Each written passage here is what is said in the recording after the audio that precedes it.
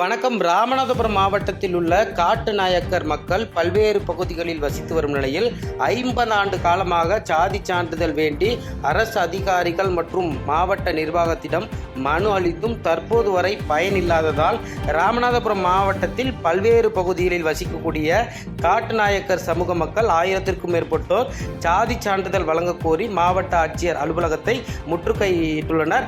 அதனால் அங்கு பரபரப்பு நிலவி வருகிறது.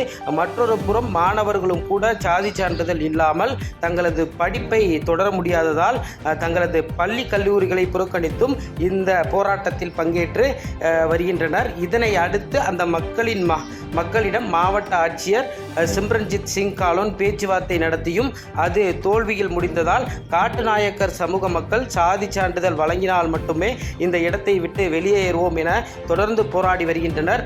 மேலும் திடீரென 1000க்கும் மேற்பட்ட காட்டுநாயக்கர் சமூகத்தை சேர்ந்த மக்கள் ஒன்று திரண்டு போராட்டத்தில் ஈடுபட்டதால் மாவட்ட ஆட்சியர் வளாகம் முழுவதும் பரபரப்பு நிலவி வருகிறது.